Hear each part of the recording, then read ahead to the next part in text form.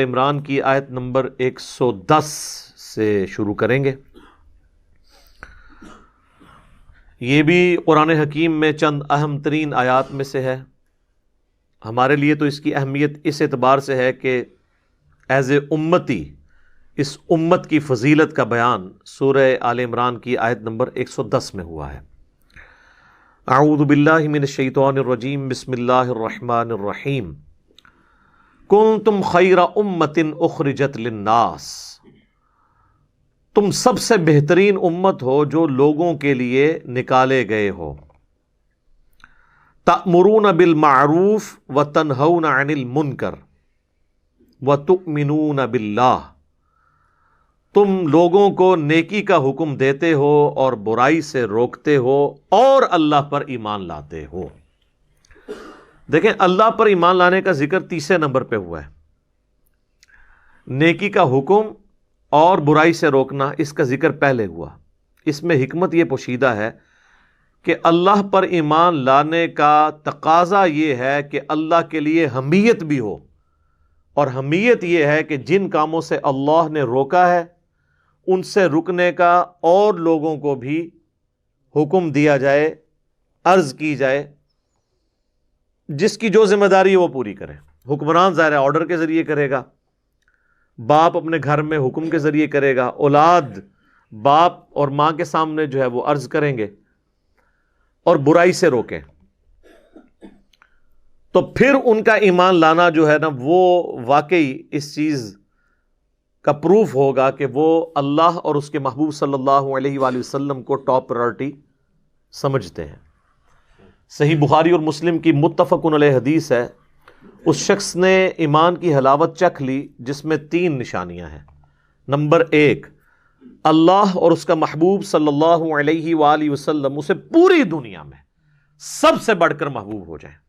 Number 2، اس کی دوستی اور دشمنی کا معیار اللہ کی ذات ہو۔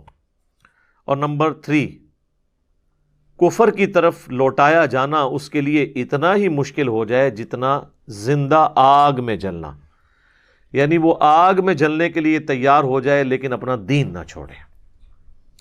جس میں 3 یہ باتیں ہوں گی وہ ایمان کی مٹھاس چکھے گا۔ دوسری بات کیا ہوئی کہ دوستی اور دشمنی کا معیار اللہ کی ذات۔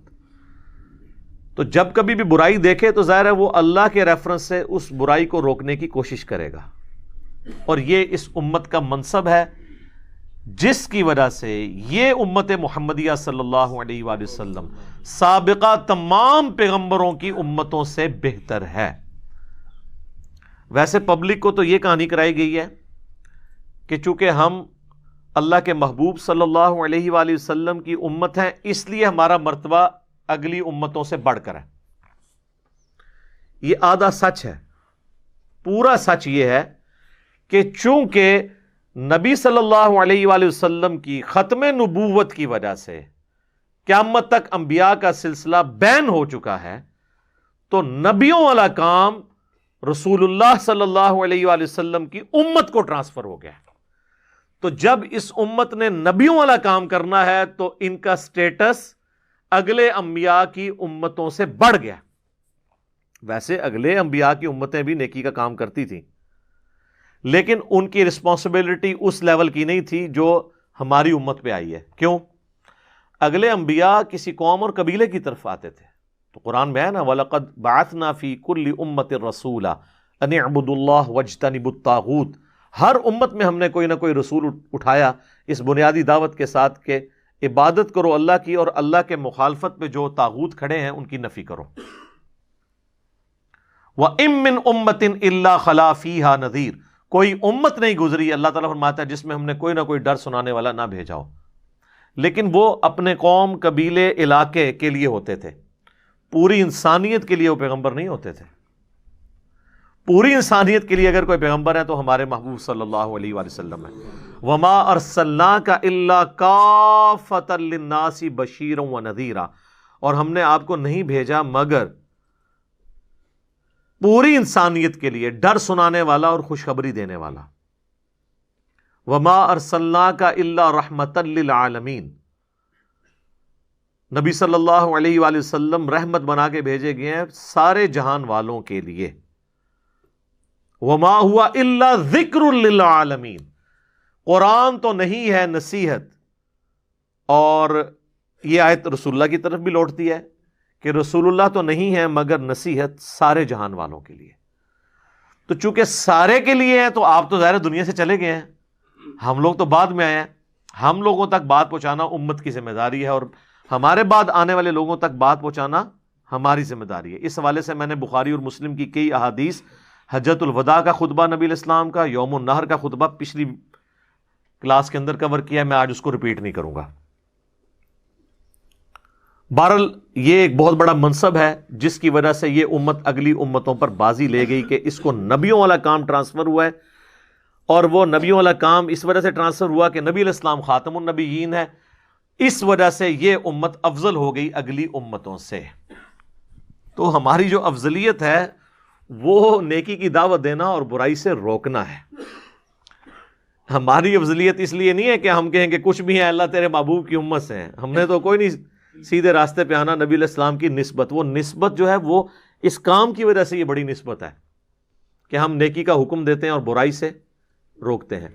اسے عربی میں کہا جاتا ہے امر بالمعروف، حکم دینا معروف نیکی کے کاموں کا، ونہی عن المنکر، اور روکنا منکر سے، انکار کی گئی چیزوں سے، برائی سے. یہ ٹرم یوز ہوتی ہے امر بالمعروف ونہی عن المنکر، لیکن یہ کام دونوں کرنے والے ہیں. امر بالمعروف تو اتنا میٹھا کام ہے کہ وہ آپ کافر کے سامنے بھی کر سکتے ہیں. اصل جو مسئلہ ہے وہ ہے نہی عن المنکر، جو آپ مسلمان کے سامنے کرتے ہوئے بھی ڈرتے ہیں، یعنی کسی کو برائی سے روکنا. اس کی آپ پریکٹیکل مثال دیکھیں. اگر آپ دن کے وقت موٹر بائک کی ہیڈ لائٹ آن کر کے 1 کلومیٹر کا سفر مجھے طے کر کے بتائیں ایسی روڈ پہ جس پہ لوگ چل رہے ہوں، آپ کو 20 لوگ ملیں گے یوں اشارہ کرتے ہوئے. حالانکہ ان کا کیا جا رہا ہے، وہ بیٹری کیا یار کچھ بھی نہیں ہونا اس کو، آج کل تو ویسے ہی LED لائٹ ہے، کیا ہو گیا.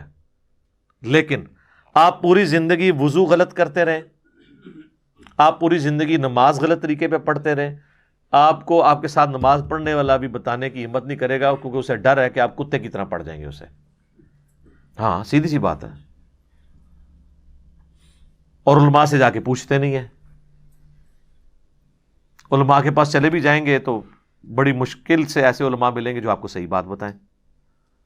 تو جو ہمارا اصل منصب تھا وہ تو ہم پورا کوئی نہیں کر رہے ہیں، بہرحال صرف نسبت اویل کر رہے ہیں کہ نبی علیہ السلام کی امت ہے جی بڑی، سب سے پہلے یہ امت جنت میں جائے گی. سر امت تو جائے گی، آپ کو کس نے جنت میں بھیج دیا ہے؟ وہ تو جو جنت میں جانے والے ہیں وہ جائیں گے نا. امت تو کافر بھی ہیں. امت کی 2 قسمیں ہیں، امت دعوت اور امت اجابت. امت دعوت وہ ہے جن تک نبی علیہ السلام کا پیغام ابھی پہنچنا باقی ہے یا آپ نے پہنچانا ہے، جیوز، کرسچنز، ہندو، بدھسٹ. اور دوسری ہے امت اجابت جس نے دعوت قبول کر لی، یعنی ہم جو مسلمان ہیں جنہوں نے نبی علیہ السلام کی دعوت کو قبول کیا، ہم امت اجابت ہیں اور وہ امت دعوت ہے. کافر بھی رسول اللہ کی امت میں شامل ہیں، ان تک بھی بات پہنچانی ہے. تو امت تو وہ بھی ہیں. اور سر امت تو وہ بھی ہیں جو بخاری مسلم میں حدیث ہے، میری امت سے کچھ لوگ لائے جائیں گے میرے حوض کوثر کے اوپر، میں ان کو پہچانتا ہوں گا اور مجھے بتایا جائے گا کہ آپ کی وفات کے بعد انہوں نے دین میں بدعتیں جاری کر دی تھیں، دین سے الٹے قدم پھر گئے تھے. ایک حدیث بخاری مسلم میں حضور کے کلمہ گو اس زمانے میں جو اصحاب تھے قانوناً ان کے بارے میں ہے، اصحابی اصحابی. حضور کہیں گے میرے تو صحابہ ہیں، تو فرشتے کہیں گے آپ کے بعد یہ لوگ دین سے پھر گئے تھے. یعنی یہ وہ صحابہ نہیں ہیں جن کو ہم رضی اللہ عنہ کہتے ہیں، یہ وہ لوگ ہیں جو فتح مکہ پہ نبی علیہ السلام کے غلبے کی وجہ سے بس اسلام قبول کر لیا، بعد میں منکرین زکوٰۃ بن گئے، مسلمہ کذاب کے ساتھ مل گئے. انہی لوگوں کے خلاف سیدنا ابوبکر نے قتال کیا تھا، بخاری میں موجود ہے. اور بخاری مسلم میں امتی کی احادیث بھی ہیں، یعنی بعد والے لوگوں میں بھی ایسے لوگ ہوں گے جنہوں نے نبی علیہ السلام کا پیٹرن چھوڑ دیا ہوگا. تو جب نبی علیہ السلام کو بتایا جائے گا نا کہ انہوں نے تو کام ڈالا ہے آپ کے بعد، تو آپ کے دماغ میں تو یہ ہوگا کہ حضور کہیں گے کہ چلو میری نسبت نالی چھاڑ دے، کام پایا تھے کہ خیر ہے. تو لیکن بخاری مسلم میں الفاظ ہے سحقن سحقن لمن غیر بعدی، سحقا سحقا لمن بدل بعدی، ان کو مجھ سے دور کرو، ان پہ پھٹکار ہو جنہوں نے میرے بعد میرے دین کو بدل دیا۔ سر رسول اللہ کے لیے تو سب سے اوپر دین ہے، آپ نہیں ہیں۔ اور اس سے بڑی بات کروں، دین اتنی بڑی چیز ہے کہ اللہ نے اپنے پیغمبروں کو قتل ہوتے دیکھا ہے دین کی وجہ سے، اللہ نے اپنے پیغمبروں کو لہو لہان ہوتے دیکھا ہے دین کی وجہ سے۔ دین اللہ کو اتنا محبوب ہے کہ اس کے محبوب ترین بندوں کو تکلیفیں اس دین کی وجہ سے اٹھانی پڑی ہیں۔ آپ نے دین کو مذاق سمجھ لیا تو خیر ہے، دین کی وجہ سے انبیاء کو تکلیفیں اٹھانی پڑی ہیں، اللہ نے انبیاء کی تکلیفیں گوارا کر لی ہیں، دین پہ آنچ نہ آئے، اور ہم ہر کام کرنے کے لیے تیار ہو جاتے ہیں، دین جدھر مرضی جائے۔ یہ میں آپ کو فرق بتا رہا ہوں، کتنا فرق ہے۔ تو امر بالمعروف و نہی عن المنکر یہ بہت بڑا منصب ہے۔ اب یہ آیت اس چیز کی متقاضی ہے کہ میں 1 گھنٹہ اسی پہ بولتا رہوں، کیونکہ آپ کی فضیلت میں ہے نا جی، ہمارے بھی تو فضائل آئے ہیں نا، لیکن وہ فضائل ویل کرنا بہت مشکل کام ہے۔ جو یہ کام کرے گا، اور یہ بھی سمجھ لیں، یہ کام اوبلیگیٹری ہے، آپشنل نہیں ہے، کر لیا تو ٹھیک، نہ کرے تو خیر، یہ نہیں ہے، بلکہ فرض ہے۔ قرآن میں جنت میں جانے کی 4 شرائط جو بیان ہوئی ہیں، ان میں سے پہلی شرط کیا ہے؟ الا الذین آمنوا، اللہ تعالیٰ نے فرمایا والعصر ان الانسان لفی خسر، قسم ہے زمانے کی، یا زمانہ اس بات پر گواہ ہے کہ پوری انسانیت ہی گھاٹے کا زمانہ دیکھ رہی ہے، وہ گھاٹے میں ہے، سوائے ان لوگوں کے جن میں 4 نشانیاں ہوں گی۔ زمانہ کیوں گواہ ہے؟ اس لیے کہ زمانہ تو شروع سے چل رہا ہے، زمانے کو تو موت نہیں آئی ہوئی۔ زمانے نے یہ وقت دیکھا ہے کہ نوح علیہ السلام کے ساتھ صرف 78 لوگ کشتی میں بچے، باقی سب غرق ہوئے۔ اسی زمانے نے پھر یہ بھی دیکھا کہ لوط علیہ السلام کی 2 بیٹیاں ان کے ساتھ بچیں، پوری قوم لوط تباہ ہوئی۔ اسی زمانے نے فرعونیوں کو ڈوبتے ہوئے دیکھا، اسی زمانے نے قوم صالح کی بربادی دیکھی، اسی زمانے نے قوم عاد کی تباہی دیکھی۔ یہ سورج تو وہی ہے، یہ دیکھتا آ رہا ہے۔ تو یہ زمانہ گواہ ہے کہ اوورآل زیادہ تر لوگ تباہ ہی ہوئے ہیں انسانیت میں، دنیا اور آخرت کے اعتبار سے۔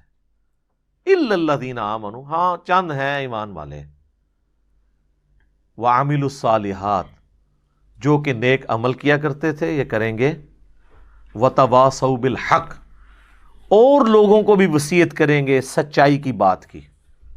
کونے مان کے نہیں بیٹھ جائیں گے، سچائی کے لیے کھڑے ہوں گے، سچائی اور انصاف کے اوپر قائم ہوں گے، اولو العلم قائما بالقسط کے تحت، چاہے ان کو اپنے خلاف بھی گواہی دینی پڑے، اپنے رشتہ داروں کے خلاف گواہی دینی پڑے، وہ کھڑے ہو جائیں گے اللہ کے لیے، اللہ کے مجاہد بن کے، رسول اللہ کے سپاہی بن کے صلی اللہ علیہ وآلہ وسلم۔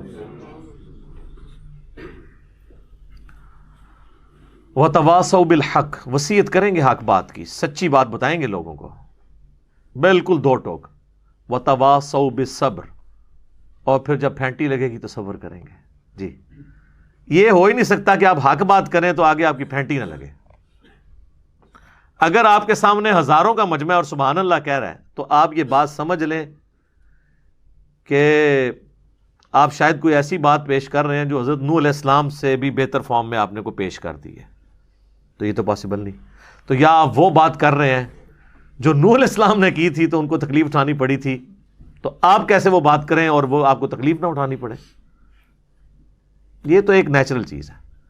تو یہ ڈیٹم لیول پہ 4 شرائط ہیں کامیابی کی، الا الذین آمنوا وعملوا الصالحات وتواصوا بالحق وتواصوا بالصبر، اس کے بغیر تو چھٹکارا نہیں ہے۔ لہذا دعوت و تبلیغ کا کام کرنا یہ کوئی یہ نہیں ہے کہ کر لیا تو ثواب، نہ کرے تو گناہ، نہیں، یہ اسی طرح ضروری ہے جس طرح ایمان لانا۔ ہاں اس کا دائرہ کار ڈیفرنٹ ہوگا۔ ایک گھر کے اندر یہ ذمہ داری ہوگی باپ کی اپنی بیوی اور بچوں تک بات پہنچانا، ایک دفتر میں ذمہ داری ہوگی آفیسر کی کہ وہ اپنے انڈر لوگوں تک پازیٹیولی بات کو پہنچائے۔ بحث و مباحثہ نہیں کرنا، صرف بات پہنچانی، یہ بات ذہن میں رکھیے گا۔ بحث کرنے کی اجازت تو اللہ کے نبی کو بھی نہیں ہے، جن سے کوئی لائق ہو نہیں سکتا کہ وہ اگلے بندے کو دلائل پہ قائل کر لیں گے، ان کو بھی کہا گیا وَإِذَا خَاطَبَهُمُ الْجَاهِلُونَ قَالُوا سَلَامًا۔ ہاں یہ ذہن میں رکھنا ہے، صرف دعوت، وَمَا عَلَيْنَا إِلَّا الْبَلَاغُ، حتیٰ کہ حضور کا وہم بھی اللہ تعالیٰ نے نکال دیا یہ بات کہہ کے، اگر آپ کے دماغ میں بھی کوئی بات آتی تو اللہ تعالیٰ نے وہ بھی نکال دیا کہ اے نبی ہم آپ سے نہیں پوچھیں گے لوگ دوزخ میں کیوں گئے، آپ کا کام صرف بات پہنچانا ہے. یہ نہیں پوچھیں گے کہ آپ کو ایک ذمہ داری دیتی سی، وہ باوجود ایڈے بڑے دوزخ چلے گئے نے کیا کیتا ہے تسی، نہیں، آپ کا کام صرف پہنچانا ہے. جس نے جانا ہے جہنم میں جائے، آپ کا کام صرف پہنچانا ہے. حتیٰ کہ اس سے بھی بڑھ کے قرآن میں کئی جگہ یہ مضمون آیا ہے، فَلَعَلَّكَ بَاخِعٌ نَفْسَكَ عَلَىٰ آثَارِهِمْ إِن لَّمْ يُؤْمِنُوا بِهَٰذَا الْحَدِيثِ أَسَفًا. تو اپنی جان کو ہلاک کر لے گا اے نبی اس غم سے کہ لوگ قرآن پہ ایمان نہیں لا رہے. چھوڑو. اس سے بھی بڑھ کر اللہ تعالیٰ نے فرمایا سَيَذَّكَّرُ مَن يَخْشَىٰ، آپ نے نصیحت اس کو کرنی ہے جو واقعی ڈرتا ہے. وَيَتَجَنَّبُهَا الْأَشْقَىٰ، اور جو بدبختی پہ اترا ہوا ہے اس کو چھوڑ دیں. الَّذِي يَصْلَى النَّارَ الْكُبْرىٰ، اس کا علاج یہ ہے کہ ہم اسے بڑی آگ پہ پیش کریں گے. ثُمَّ لَا يَمُوتُ فِيهَا وَلَا يَحْيَىٰ، پھر وہ اس آگ میں نہ زندوں میں ہوگا نہ مردوں میں. قَدْ أَفْلَحَ مَن تَزَكَّىٰ، بے شک کامیاب وہ ہوا جس نے اپنا تزکیہ کر لیا، اصلاح کر لی. وَذَكَرَ اسْمَ رَبِّهِ فَصَلَّىٰ، اور اپنے رب کا نام لے کر نماز پڑھی. ہم اپنے رب کا نام لے کے نماز پڑھتے ہیں، اسی لیے 4 رکعتوں میں 22 دفعہ اللہ اکبر آتا ہے، سٹارٹ سے لے کے ہر رکعت میں. ان ھذا لفی الصحف الاولی، یہی ایک کانٹے کی بات تھی جو اگلے صحیفوں میں تھی. بل تؤثرون الحیات الدنیا والآخرۃ خیر وابقی، بلکہ تم دنیا کی زندگی کو پرائورٹی دیتے ہو جبکہ آخرت باقی رہنے والی ہے اور بہتر بھی ہے. ان ھذا لفی الصحف الاولی، یہی ایک یونیورسل ٹروتھ تھا جو اگلے صحیفوں میں بھی تھا. صحف ابراہیم و موسیٰ، چاہے وہ ابراہیم کے صحیفے ہوں یا موسیٰ کے. اصل کانٹے کی بات یہ تھی کہ دنیا کی زندگی عارضی ہے. جب تک یہ دنیا کا کتا نہیں نکلے گا نا آپ کے دل سے، آپ کے دل کا کنواں پاک نہیں ہو سکتا. تو نصیحت صرف بات آپ نے پہنچانی ہے، منوانی نہیں. ہاں منوانا کس کا کام ہے؟ باپ کا. وہ تو ابو داؤد میں حدیث ہے 10 سال کا بچہ ہو جائے نماز پڑھاؤ، نماز نہ پڑھے مارو. لیکن لوگوں کے بچوں کو نہیں نماز کے لیے آپ نے مارنا. یا مسجد میں بیٹھ کے تو لوگوں کے جو بیچارے بچے آئے ہوئے ہیں مسجد میں ان کے اوپر آپ نے پوری اپنا وہ سوٹا لے کے مگر نہیں ہو جانا، جس نے بابے جڑے ویلے بیٹھے ہوندے نے جا کے مسیدی مصیبت بنے ہوندے نے. یہ نہیں، اپنے بچوں پہ اپنے سنتے نہیں، لوگوں کے بچوں ڈانٹتے نے جا کے. وہ زمانے گئے کہ جب محلے میں، ہم نے تو وہ زمانہ دیکھا ہے، تو ہم محلے میں ہر بزرگ سے ڈرتے تھے، اور اب وہ زمانہ ہے کہ لوگ اپنے ماں باپ سے نہیں ڈرتے. کتنا فرق آ چکا ہے. تو دعوت پہنچانی ہے آپ نے. ہاں جو بائی فورس ہے نا، وہ جہاں جہاں آپ کا حلقہ اثر ہے. حکمران کا کام ہے بائی فورس کرے گا، اس کے پاس سلطہ ہے نا، طاقت ہے. آپ کا کام نہیں ہے کہ آپ ڈنڈے لے کے تو جا کے سینما توڑنا شروع کر دیں، نہیں. آپ برائی دیکھیں گے، صرف دعوت دیں گے کہ بھئی یہ غلط ہو رہا ہے، بس. باقی حکمران کا کام ہے زنا کے اڈے بند کروانا، جوئے کے اڈے بند کروانا، یہ آپ کا کام نہیں ہے، یہ حکمرانوں کا کام ہے. حکمرانوں کو ایجوکیٹ کریں گے، وہ کریں گے تو ٹھیک، نہیں کریں گے تو آپ نے جو ہے نا خود کش حملہ آور نہیں ان پہ بن جانا. بس آپ کی ذمہ داری پوری ہوگی. کو ایگزسٹ کرنا ہے، اس چیز کو سمجھنے کی ضرورت ہے. تو یہ امر بالمعروف و نہی عن المنکر، یہ اتنی بڑی چیز ہے کہ یہ اس کے لیے اس سے بڑی کیا فضیلت ہو سکتی ہے کہ یہ نبیوں کا کام ہے. اس کائنات میں اللہ کو سب سے محبوب لوگ کون ہیں؟ انبیاء کرام علیہ السلام. تو جو ان کا کام ہوگا وہ سب سے بہتر کام ہوگا، اس سے تو اوپر کوئی کام ہی نہیں ہو سکتا. ہمیں نبی علیہ السلام کا کیا تعارف کروایا گیا جی، بڑیاں شانہ نے. جناب اللہ کے نبی کی سب سے بڑی جو شان ہے وہ یہ ہے کہ آپ خاتم النبیین ہیں. اور اس کو سن کے سبحان اللہ نہیں کہنا، اس میں یہ میسج ہے کہ یہ کام امت کا ہے کہ آگے آپ کا مشن پہنچائے. جو بخاری مسلم کی میں نے پچھلی دفعہ حدیث بیان کی تھی، آپ نے یوم النہر کے خطبے میں بھی کہا 10 ذوالحجہ کے کہ لوگوں کیا میں نے اللہ کا پیغام پہنچا دیا؟ سب نے کہا بلا یا رسول اللہ پہنچا دیا. تو آپ نے 3 دفعہ آسمان کی طرف انگلی اٹھا کے نہ پبلک کی طرف کی کہ اے اللہ گواہ رہنا، گواہ رہنا، گواہ رہنا، میں نے ان تک پیغام پہنچا دیا. پھر کہا یہ تمہاری ذمہ داری ہے کہ جو یہاں موجود نہیں ان تک تم نے یہ بات پہنچانی ہے. اور پھر قیامت کے دن اگر اللہ تم سے میرے بارے میں پوچھے تو تم کیا کہو گے؟ سب نے کہا یا رسول اللہ ہم کہیں گے کہ آپ نے پیغام پہنچا دیا. وہ نیچے والے تو شاید یہی سمجھ رہے ہوں گے کہ نہیں بس یہی کام ختم ہو گیا. انہوں نے کہا اچھا یہ کہو گے نا تو اب پھر میں نے کیا کرنا ہے؟ میں نے تو اللہ کو بتا دیا کہ میں نے پہنچا دیا، اب تم نے بھی آگے پہنچانا ہے. صرف اتنی ڈیوٹی نہیں کہ مجھ تک نبی نے پیغام پہنچا دیا تھا، اب اللہ کو تم نے جواب دینا ہے کہ نبی نے پہنچا دیا تھا، مان گئے ہو، تو تم نے آگے کیا کیا؟ اور یہ جو تبلیغی جماعت والے جیسا ہمارے بھائی کہتے ہیں نا افریقہ کے جنگلوں میں بھی کوئی بغیر کلمے کے مر گیا ہم سے پوچھا جائے گا، اس طرح نہیں ہے. ہر بندہ اپنے دائرہ کار میں کرے گا، اور ہر بندے کا کام بھی نہیں جا کے غیر مسلم کو جا کے دعوت دے. جن کو خود اسلام نہیں آتا انہوں نے غیر مسلموں کو کہاں سے دعوت دینی ہے؟ پھر غیر مسلموں کو دعوت دینے کے لیے آپ کی ایکسپرٹیز اس فیلڈ میں کمپیٹنسی ہونی چاہیے کہ ان کے جو ایشوز ہیں ان کو آپ جواب دے سکیں.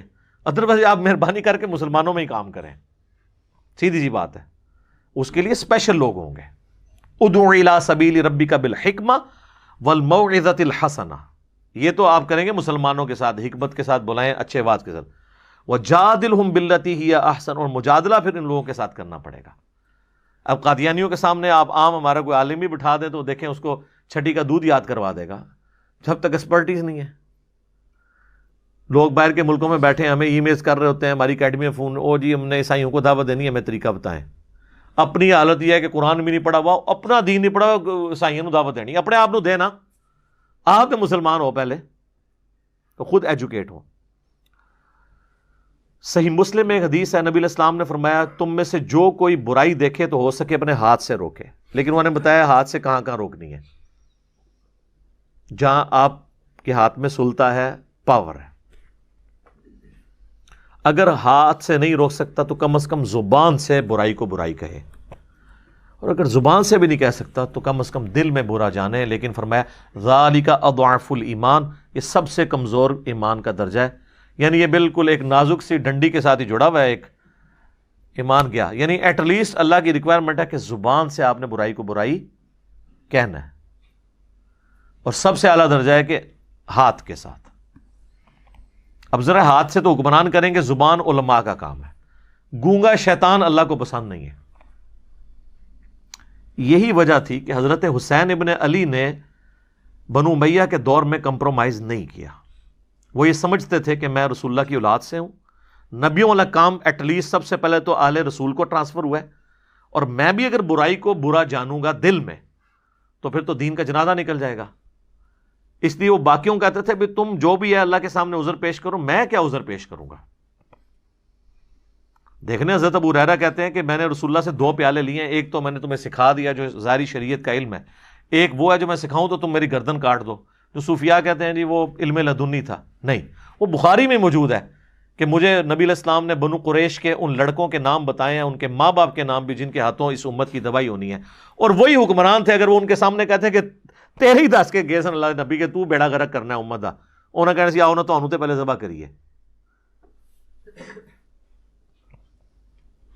تو وہ برائی کو دل میں برا جانتے تھے. لیکن آل رسول کا منصب اعلیٰ تھا، ٹھیک ہے نا جی. وہ پھر حسین تو نہیں روزانہ مائیں پیدا کرتی، حسین تو پھر حسین ہے. اس کو سپورٹو میں ایک حدیث یہاں پہ کوٹ کروں گا، میرا ایک کلپ بھی اپلوڈ ہوا تھا. دا ڈفرنس بٹوین حسین ابن علی اینڈ عبداللہ ابن عمر. ابن علی اور ابن عمر کی نیچرز میں فرق. اس میں نے یہ حدیث بتائی تھی کہ صحیح مسلم میں ایک حدیث ہے، کربلا والے ریسرچ پیپر میں ڈلی ہوئی ہے. ابو رافع تابعی کہتے ہیں کہ میں نے عبداللہ بن عمر سے یہ حدیث بیان کی کہ نبی علیہ السلام نے فرمایا، اور انہوں نے کہا یہ میں نے حدیث عبداللہ ابن مسعود سے سنی تھی، آپ سے بھی سینئر صحابی سے، پہلے 10 مسلمانوں میں سے. اور نبی علیہ السلام نے یہ بات ارشاد فرمائی تھی کہ اللہ تعالیٰ نے جب کبھی بھی کسی نبی کو پیغمبر بنا کے مبعوث کیا تو کچھ اس کے ڈیڈیکیٹڈ صحابہ ہوتے ہیں جو اس کے ساتھ تن من دھن لگا دیتے ہیں، اور اس کی وجہ سے دین اٹھتا ہے. لیکن جب نبی فوت ہو جاتا ہے اور اس کے وہ ساتھی بھی فوت ہو جاتے ہیں قریبی، پھر ناخلف جانشین ان کی پوسٹ سنبھال لیتے ہیں، اور وہ اپنی زبان سے وہ کچھ کہتے ہیں جو کچھ کرتے نہیں ہیں، اور وہ کچھ کرتے ہیں جس کے کرنے کا حکم نہیں دیا گیا ہوتا، الٹا گیئر لگا ہوتا ہے. تو جو کوئی ان کے ساتھ ہاتھ کے ساتھ جنگ کرے وہ مؤمن ہے، جو زبان سے ان کے خلاف جنگ کرے وہ مؤمن ہے، جو دل میں ان کے ساتھ جنگ کرے وہ مؤمن ہے، اور اس کے بعد ایمان کوئی نہیں ہے. لیکن یہ دل والا بھی اس کے لیے ظاہر ہے، اب عورتیں بچے تو دل میں ہی برا جانیں گے نا برے حکمرانوں کو، وہ بیچارے کیا کر سکتے ہیں. اب یہ حدیث بھی حضرت حسین ابن علی کے سامنے تھی کہ یار میرا منصب تو ہے ایٹ لیسٹ میں زبان سے تو روکوں، تو ان کی تو خیر قتال تک بھی نوبت آ گئی. پھر آپ دیکھیں نا سورۃ المائدہ میں آتا ہے اللہ تعالیٰ نے بنی اسرائیل کو یہ چیز ٹونٹ کے طور پہ کی ہے، کیوں نہیں روکا ان کے علماء اور ان کے اللہ والوں نے ان کو حرام خوریوں سے اپنے حکمرانوں کو؟ یہ تو منصب ہے۔ اچھا یہ حدیث جب بیان کی نا تو عبداللہ بن عمر نے اس حدیث کا انکار کر دیا، کیونکہ وہ تھے ذرا درویش قسم کے، لڑائی جھگڑے کو اوائڈ کرنے والے۔ یزید کو جو آخری وصیتیں حضرت معاویہ رضی اللہ عنہ نے کی تھی نا، اس میں یہ بھی تھی کہ عبداللہ بن عمر کو اس کا مسلح اور لوٹا نہیں چھوڑے گا، اس سے تو بے فکر نہیں، تیرے لیے مصیبت دو بندے بنیں گے، عبداللہ ابن زبیر اور حسین ابن علی۔ اور واقعی پولیٹیشین تو سمجھتا ہے نا جی کہ بھئی کیا کام کون ڈال سکتا ہے۔ تو عبداللہ بن عمر نے اس حدیث کا انکار کیا، تو کیونکہ وہ خود تو بالکل انکار اس لیے کر رہے تھے کہ وہ تو کہیں بھی لائے نہیں کر رہے تھے سوائے آخری درجے کے۔ تو ابو رافع بڑے یعنی ڈسہارٹ ہوئے، انہوں نے کہا میں ان کو کہوں گا تو یہ پھر میرے ساتھ ناراض ہوں گے۔ کہتے ہیں اللہ کا کرنا یہ ہوا کہ عبداللہ ابن مسعود جو ہے نا وہ مدینہ شریف تشریف لے آئے۔ تو مجھے ایک دن عبداللہ بن عمر نے کہا کہ بھئی عبداللہ ابن مسعود آئے ہیں تو ان کی زیارت کرتے ہیں، جا کے سینئر صحابی ہیں ہم ان کی صحبت کرتے ہیں۔ تو کہتے ہیں میں نے اپنے دماغ میں سوچ لیا کہ اب موقع ہے، یہ جائیں گے نا میں ادھر یہ حدیث بیان کروں گا۔ وہ گئے تو انہوں نے حضرت عبداللہ ابن مسعود سے کہا کہ حضرت آپ نے ہی مجھ سے وہ حدیث بیان کی تھی نا کہ جب بھی کوئی نبی آتا ہے تو اس کے چند صحابی ہوتے ہیں جو ساتھ چلتے ہیں، پھر بعد میں ناخلف جانشین پیدا ہوتے ہیں، ان کے خلاف جو ہاتھ اٹھائے وہ بھی مومن ہے، جو زبان اٹھائے۔ تو جب پوری حدیث بیان کی تو عبداللہ بن مسعود نے کہا ہاں یہ حدیث میں نے نبی علیہ السلام سے خود سنی تھی۔ پھر انہوں نے عبداللہ بن عمر کو کچھ نہیں کہا کہ ہاں جی ہوں سناؤ، تو بس وہ میسج پہنچ گیا، عبداللہ بن عمر کو پتہ چل گیا کہ یہ حدیث ہے۔ یہ حدیثیں بھی تھی نا جس کی وجہ سے کربلا ہو گئی، قیام حسینی کی بنیاد یہ حدیث تھی، امر بالمعروف و نہی عن المنکر کے اعتبار سے۔ تو یہ نیکی کا حکم دینا، برائی سے روکنا، یہ بڑا کمپلسری ہے۔ بخاری اور مسلم میں ایک اور حدیث ہے، نبی علیہ السلام فرمایا کہ نیکی کا حکم دینے والے اور برائی سے روکنے والوں کی مثال اس کشتی کی مانند ہے۔ اب دیکھیں کیسی حضور نے مثال بیان کی، جس کی دو منزلیں ہوں۔ پرانے زمانوں میں بحری جہاز چلا کرتے تھے، اس کشتی کی دو منزلیں ہوں، اوپر والی منزل کے لوگ جو ہیں پانی ان کے پاس رکھا ہو، نیچے والی جو منزل کے لوگ ہیں ان کے پاس پانی نہیں ہے، تو ان کو بار بار سیڑھیاں چڑھ کے اوپر پانی کے لیے جانا پڑتا ہے۔ کچھ دنوں کے بعد انہوں نے یہ مشورہ کیا کہ یار یہ بار بار جو ہم اوپر جو جاتے ہیں اپنی کشتی میں سوراخ کیوں نہ کر لیں، نیچے سے پانی نکال لیں دریا کا، تو انہیں پتہ ہے جو کرے گا تو پھر ہوئے گا کہ۔ حضور علیہ السلام نے فرمایا اب جو اوپر والی منزل کے لوگ ہیں جب ان کو یہ بات پتہ چلے اور وہ یہ کہنا شروع کر دیں وہ تو خیر ہے اپنے حصے کی منزل میں سوراخ کر رہے ہیں، ہمارا کیا لے رہے ہیں، تو وہ بھی ڈوبیں گے اور نچلے بھی ڈوبیں گے، اور اگر وہ ان کو روک لیتے ہیں تو خود بھی بچ جائیں گے، ان کو بھی بچا لیں گے۔ حضور نے فرمایا یہ مثال ہے نیکی کا حکم دینے اور برائی سے روکنے کی، کہ جو لوگ نیک وہاں پہ موجود ہیں اگر وہ برائی سے باقی لوگوں کو نہیں نہ روکتے تو ہم تو ڈوبے ہیں صنم، تمہیں بھی لے ڈوبیں گے، تمہیں اس لیے لے ڈوبیں گے کہ تمہیں اللہ پوچھے گا بھئی تجھے اپنے دنیا کے نقصان پہ تو غصہ اور غم ہوتا تھا، جب میرے دین کا جنازہ نکل رہا تھا تو چپ کر کے بیٹھ کے اے سی والے کمروں میں سبحان اللہ روزانہ 100 دفعہ الحمدللہ اللہ اکبر، یہ تو بڑا آسان ہے نا، سبحان اللہ و بحمدی 100 دفعہ صبح 100 دفعہ شام نو، یہ تو کام پا کے رکھے، اصل جڑا کام کرنے تو کیتا ہی کوئی نہیں۔ Point to be noted. ایک اور حدیث ہے بخاری مسلم میں، نبی علیہ السلام فرمایا میں نے جہنم میں اپنے امتیوں میں سے بعض واعظین کو، واعظین یعنی علماء کرام کی اتنی عزت ہے، ان کو دیکھا کہ وہ اپنے پیٹ کی انتڑیوں کے گرد جہنم میں چکر کاٹ رہے ہیں جس طرح کے کولو کا گدھا۔ عرب میں نا وہ آج بھی ہمارے انٹیریئر پنجاب کے اندر، اب تو بہت کم ہو گیا یہ چیز، بہت بیکورڈ ایریا میں ہوتا ہے کہ وہ بیل کو چلا کے نا تو گندم کے سٹے رکھ دیتے ہیں، وہ ان کے اوپر جب وہ پڑتا ہے ان کا پاؤں تو وہ ان کے دانے لادا ہوتے ہیں، تو گدھا بھی اس کام کے لیے استعمال ہوتا ہے۔ تو اس طرح وہ جہنم میں چکر کاٹ رہے ہیں اور اہل جہنم ان کے گرد جمع ہو کے ان سے پوچھتے ہیں حضرت صاحب تسی بھی، آپ تو ہمیں نیکی کا حکم دیتے تھے، تو چلو ہمارا تو سمجھ آتا ہے کہ ہم نے آپ کی باتوں پہ عمل نہیں کیا اور ہم بھی جہنم میں آپ کے ساتھ ہیں، آپ کیوں پہنچ گئے ہیں؟ تو کہیں گے کہ ہم بس کہتے ہی تھے آپ کو، کر دے ہو ہی جو تسی کر دے ہو۔ اسی لیے کہتے ہیں نا کہ وہ کام نہ کرو جو مولوی کرتا ہے، وہ کام کرو جو مولوی کہندا ہے. کیا وہ عموماً ٹھیک ہی ہوتے ہیں کہانیوں کو چھوڑ کے. اور بعض روایتوں میں یہ ہے کہ جو سننے والے ہیں وہ جنت میں پہنچ جائیں گے. وہ کہیں گے حضرت آپ کی ہم اتنی تقریریں سن کے جنت میں ہیں اور آپ خود جہنم میں ہیں. وہ کہیں گے وہ آپ نے تو عمل کر لیا، ہم نے عمل نہیں کیا. ٹھیک ہے، تو یہ اسلام جوڑوں کی اندر ہے. امر بالمعروف و نہی عن المنکر جوڑا ہے، نیکی کا حکم دینا، برائی سے روکنا. علم اور عمل بھی جوڑا ہے. خالی علم نو چٹنا ہے اگر عمل نہیں کیا، اور خالی عمل کا کیا کرنا ہے اگر وہ علم کی بنیاد پہ نہیں ہے کہ جو طریقہ نبی علیہ السلام نے بتایا تھا اس کے بغیر آپ عمل کرتے رہے ہیں تو وہ عاملۃ ناصبہ، عمل کر کر کے تھک جائیں، جتنا مرضی ٹکرے مارتے رہے. بغیر وضو کے آپ نماز پڑھتے رہیں، نماز تو کوئی نہیں ہونی جب تک آپ کو طہارت کے مسائل نہیں پتا ہوں گے، نماز کا طریقہ نہیں پتا ہوگا. تو یہ پیرلل میں دونوں چیزیں کمپلسری کمپلیمنٹری جڑی ہوئی ہیں. تو امر بالمعروف و نہی عن المنکر اس اعتبار سے بہت ہی امپورٹنٹ ہے. ایک اور حدیث ہے بڑی زبردست جامعہ ترمذی کے اندر کہ سیدنا ابوبکر صدیق رضی اللہ تعالیٰ عنہ نے یہ آیت تلاوت کی، یا ایھا الذین آمنوا علیکم انفسکم لا یضرکم من ضل اذا اہتدیتم. اے ایمان والو تم اپنی جان کی فکر کرو، تمہیں کوئی نقصان نہیں پہنچا سکے گا جو خود گمراہی پر ہے، تم اپنا کام سیدھا رکھو.